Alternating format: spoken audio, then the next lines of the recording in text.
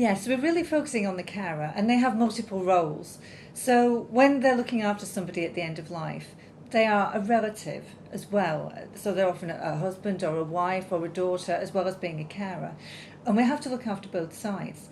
So it's important to make sure that if somebody wants to help at end of life, they're trained in some of the basic things, like how to lift somebody safely without injuring themselves, or how to make a bed with somebody in it.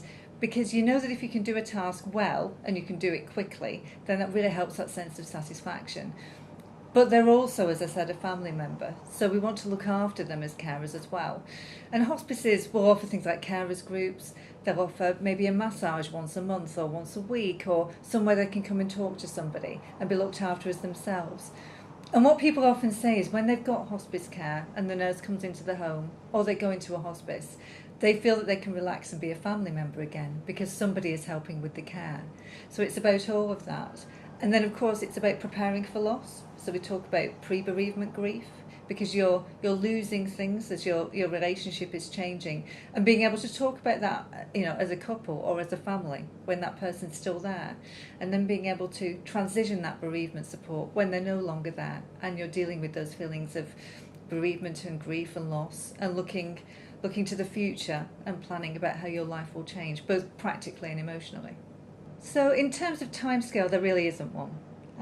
A lot of hospices will say that they might try and transition the care and support that they give after maybe 2 years so that people don't become dependent. But actually what will often happen is that somebody will look for meaning in somebody's death, and they'll really enjoy the hospice support and they'll want to give something back. So it's not at all unusual for somebody to start volunteering at the hospice. And we like to leave a little bit of a gap so that people can make sure that it's right for them. But often I'll speak to receptionists at hospices, or people working in hospice shops, or hospice gardeners. And the reason that they started to do that was their loved one was looked after by the hospice. And I spoke to a wonderful chap recently who'd been gardening for a hospice for 32 years, and he'd started when his wife was being looked after.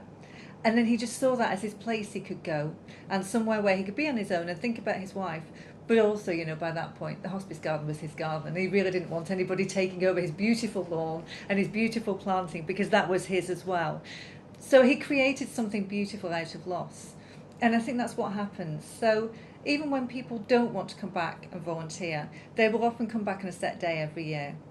And hospices have those beautiful gardens and areas where people can go and remember.